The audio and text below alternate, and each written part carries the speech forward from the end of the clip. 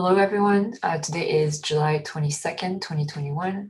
This is the Cluster API Provider Azure office hours. As always, please abide by the CNCF Code of Conduct. And if you can, add your name to the attendee list. And if you have any questions or any topics you'd like to bring up, please add them to the agenda. The agenda is looking pretty empty today, so this might be a quick one. But if anyone here wants to discuss anything, please add it and we'll make sure we get to it. All right, I guess first let's just do a quick release update. So I guess since last time we released v1.4, so that's really good. Congrats everyone and thank you for all the hard work. The release, v1.4 release is v0.5.0. It's been out for almost 2 weeks now, since Monday last week. And it's the first provider to support v1.4 with Cluster API. So if you can, please try it out, give us any feedback, open any issues if you find any bugs or any problems. Yeah. In terms of patches, we did find a couple of bugs in the managed cluster implementation. Those were known previous issues. And then there's one bug related to using the Azure cluster identity with service principal secrets for the cloud provider. That has been fixed, and I'm waiting for a couple of PRs to merge to release a patch. So there will be a 0.5.1 patch coming soon. I think that should cover it. Does anyone have any general questions about releases or about v1.4 or anything else?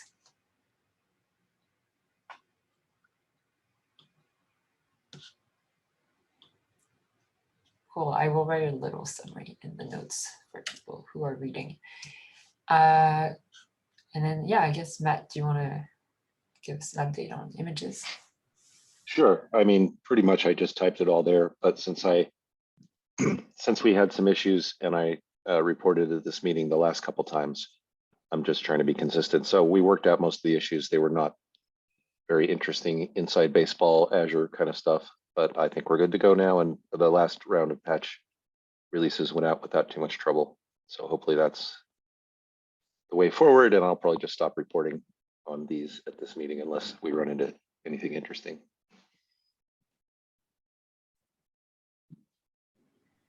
Cool, thank you. All right, does anyone here have anything they wanted to discuss or any questions about using CAPZ, developing in CAPZ, anything like that? Did we say something about the sort of system D event yesterday? Oh, just because people in Azure might hear it seems to be growing still. Sure, go. I'll let you summarize that since you're. Oh, okay, sure. So a lot of some of you are probably familiar with AKS Engine, and essentially yesterday or the night before, an Ubuntu 18.04, I think also 20.04, maybe just 18.04 update went out for System D that contains some sort of backward incompatible behavior in that the way AKS Engine and Azure CNI were configuring network interfaces wasn't strictly kosher, and this sort of invalidated one of them. So the end result was it wasn't a backward compatible change, it was upstream in Ubuntu. This could get applied by unattended updates, so your cluster could, and it killed kubelet pretty quick. So if this happened on your control plane nodes, the end result is your cluster just kind of dies until you reboot and we set up the network interfaces again and things are happy. So this unfortunately had a lot of splash damage in Azure, and the workaround was mostly to reboot the nodes, and we helped out with that. And AKS, the service, was okay because they have mitigation or remediation component that's sort of actively looking at nodes. And if one of them becomes not ready, one of its default actions is to reboot it. So essentially, this didn't cause that big a ripple in AKS because of their remediation behaviors, is my understanding. And in CAPC, we don't have unattended upgrades on by default. So unless you're intentionally unless you went in the last 48 hours and rebooted some nodes, you were really unlikely to be affected by this. And we don't do that bridge configuration anyway with CNI, so I think we're pretty immune, right?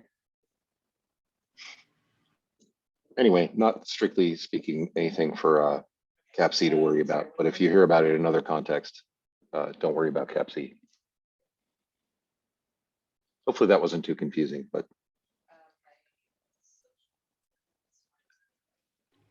Thanks for the update. Anyone else?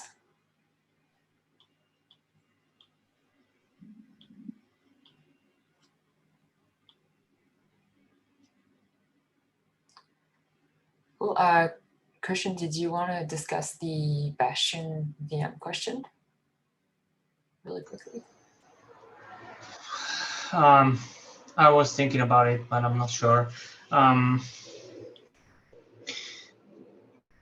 So my basic point is that from when, maybe some context for somebody that didn't read the PR.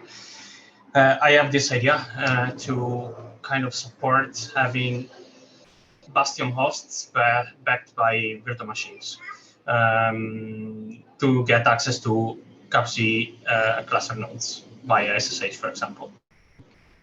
So by default, CAPC uses one of the master nodes to act as a bridge, as a jump host to SSH everywhere else. But for example, our internal policies don't allow that. So we want to have a separate virtual machine to act as a jump host. So I was thinking about kind of generalizing the thing and implementing it in CAPC by adding some new fields in the Azure cluster CR, fields aimed at bootstrapping this new virtual machine. But I also wanted to reuse what we have already. So all the controllers that reconcile the Azure machines and so on and so forth. So in order not to reinvent the wheel, because it doesn't make any sense. But after a few iterations on the idea, I came up with the, I don't know, the opinion that probably all the changes I was thinking about are just useless, because at the end of the day, I was just simply embedding a whole machine template inside the Azure cluster template, the whole thingy. So I needed to have the machine template, the Azure machine template, all bundled inside the Azure cluster CR. So my thinking is, what's the point? I can simply take the machine template, the Azure machine template, and apply it to the cluster. What's the point in adding the whole thing inside another CR?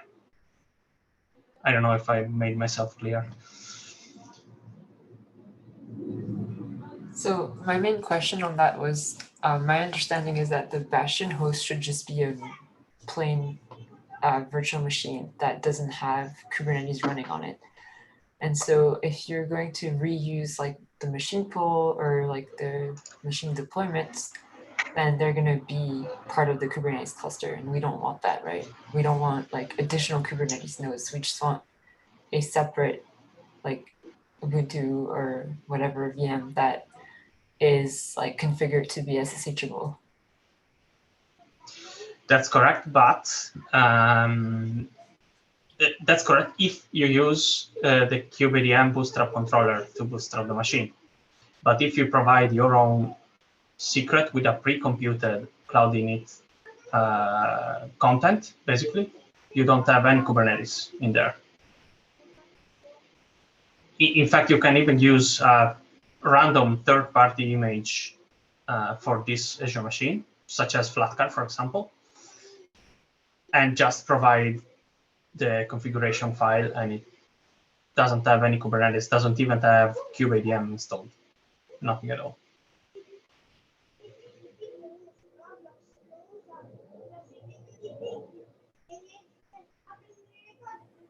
Makes sense. I it still feels a little overkill to me to have to like redefine a whole like machine deployment for a Bastion host. Have to think more about this, but yeah, does anyone have any thoughts or questions on this?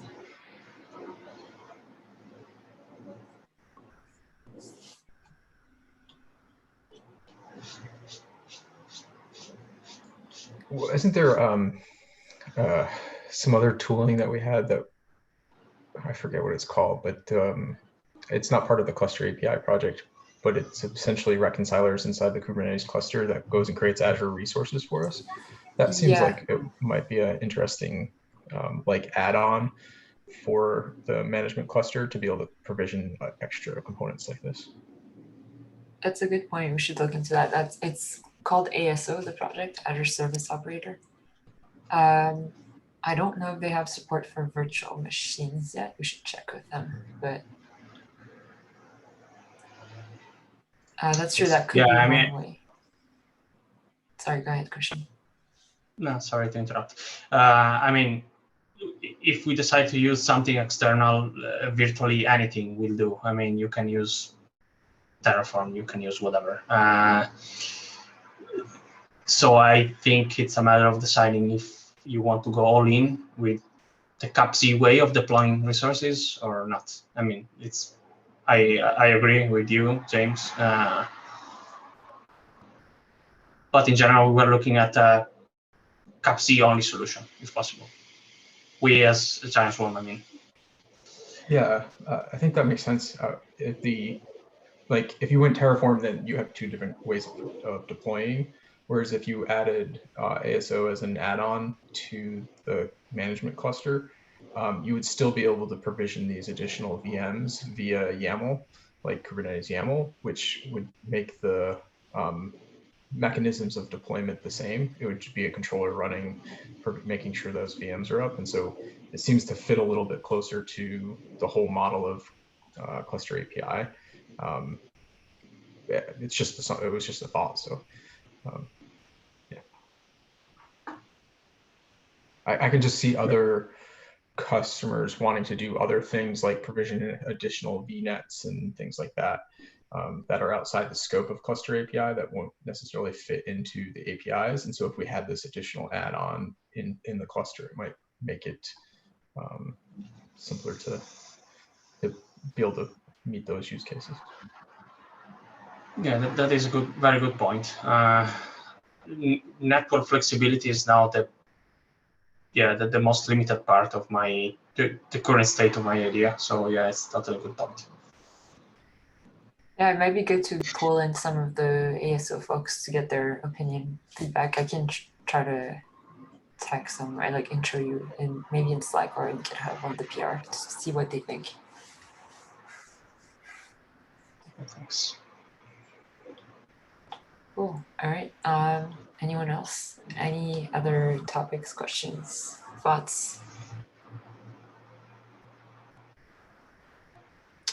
All right. If not, let's call it a day. Thanks, everyone. And go try out the V05 release. Let us know what you think.